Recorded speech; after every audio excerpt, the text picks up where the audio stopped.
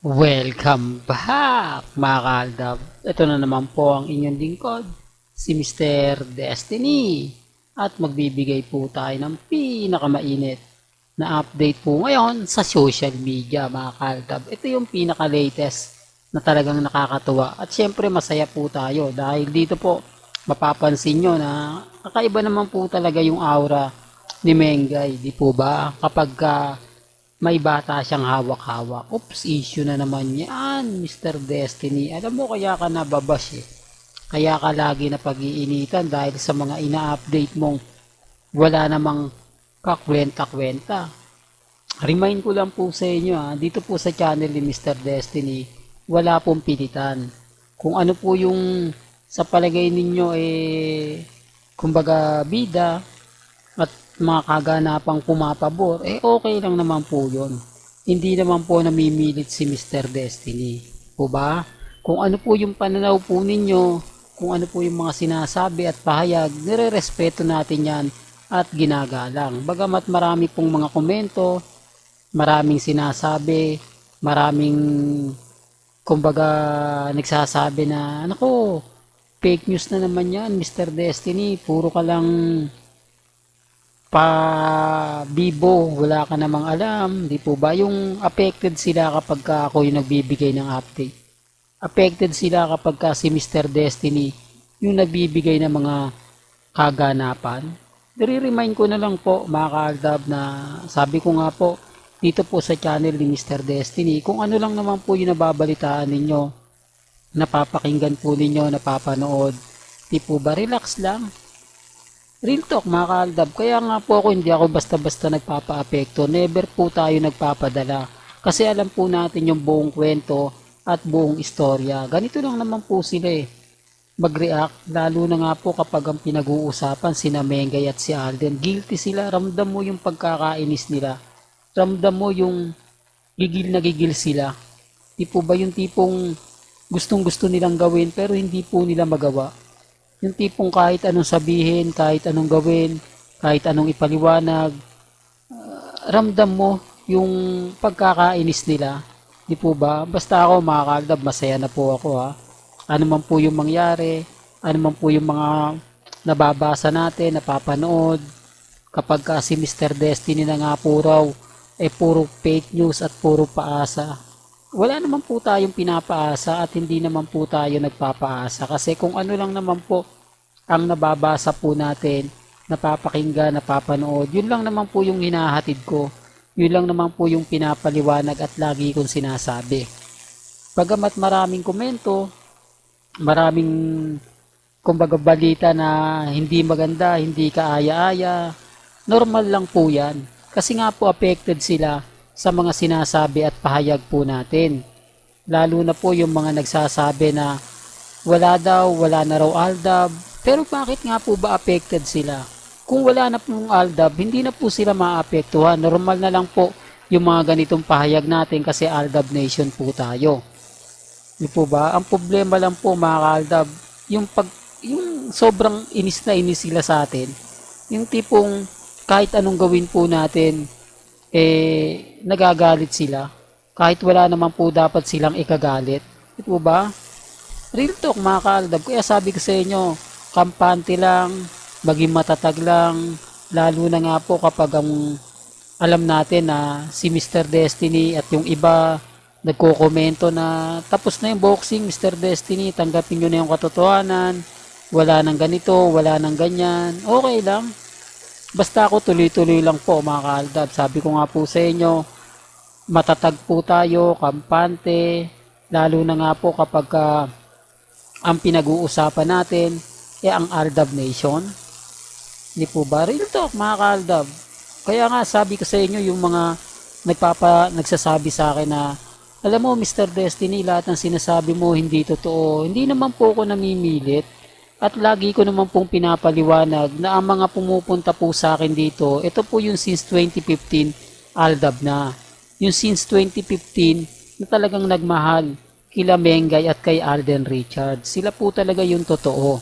At sila po talaga yung tunay 101% na talagang nagmamahal po kina Alden Richards at kay Maine Mendoza. Di po ba? Real talk mga kaaldab, kasi kahit ano pong ipaliwanag ko, kahit ano pong sabihin natin, alam ko naman po na hindi nila nagugustuhan. Gaya po ng video na to na pinapakita ko po sa inyo. Dito may kita nyo kung gaano nga po ba talaga kahusay ngayon kumbaga humawak ni Mengay ng bata. Dito pala mapapansin nyo na eh.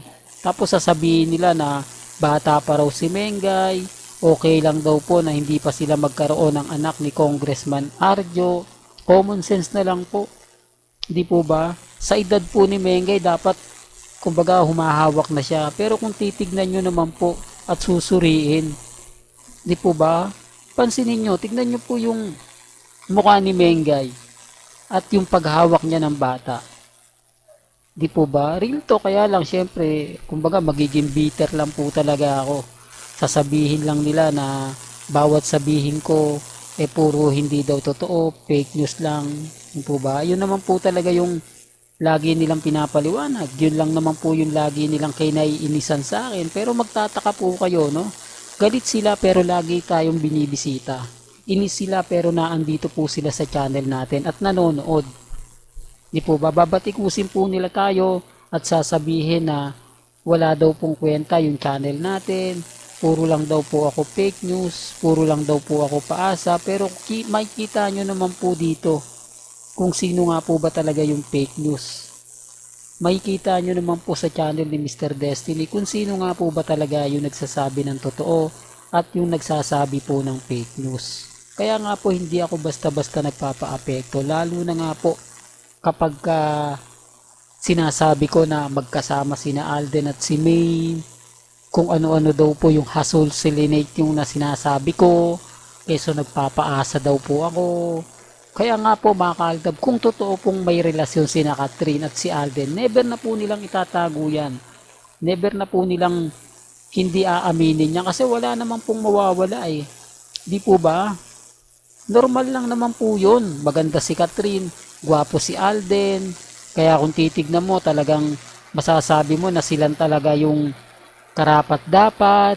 Oh, pero wala po talaga sa mga kumbaga balitang ganon. Kaya nga po inis sila eh. Kaya nga po affected sila dahil alam po nila na nababasag ko sila. Alam nila na bawat sabihin ko rito talaga naman pong 101% marami kung makukuha simpatya.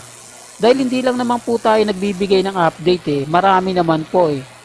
Real talk mga kaaldab. Kaya nga po ginamit ko tong video na to para lang po sabihin sa mga taong nagsasabing bata pa raw si Mengay, okay lang daw po na hindi pa sila magkaroon ng anak ni Congressman Arjo. Remind ko lang po sa inyo, may edad na po si Mengay at may edad na rin po si Congressman Arjo. Kung ipipilit pa rin po nila yung gusto nila, okay na, di po ba? Wala po ako sa posisyon para sabihin, para ipilit yung gusto ko. Kasi alam ko naman po na wala talagang maniniwala kay Mr. Destiny. Wala po talagang kakampi kay Mr. Destiny pagdating nga po sa mga ganitong issue. Real talk mga kaaldab. Kaya sabi ko nga, kampante lang po kayo. Dito sa video na to, pagpapatunay lang po yan kung gaano nga po ba kahusay ni Mengay humawak ng bata. Kung gaano nga po ba talaga kaliteral yung mga pinapaliwanag at sinasabi ni Mr. Destiny. Di po ba? Real talk mga kaaldab. Pag sinasabi kong real talk, marami talaga naiinis. Marami talaga nagagalit. Pero okay lang yan. Kasi hindi naman po ako nagpapa-apekto basta sa akin. Kung ano lang po yung napapanood ninyo, nababasa ninyo, kampante lang po tayo. Hanggang dito na lang po ang ating latest updates. Kaya kung gusto nyo pa po ng pinaka-latest at sariwang update, abay tumutok lang po kayo dito po sa channel ni Mr. Destiny para updated kayo sa mga bago at sa mga latest po na i-upload po natin maya-maya lang. Kaya kung bago ka lang sa channel na to at isa kang true-blooded Aldab Nation na nagmamahal ila Mengay at Isoy, tama po ang channel na pinuntahan mo, kaya consider na po kitang bagong subscriber. At huwag mong kalimutang i-share ang mga video po natin sa mga mami, sa mga titas, at sa mga senyor. Hanggang sa muli, salamat po sa panonood at pakikinig.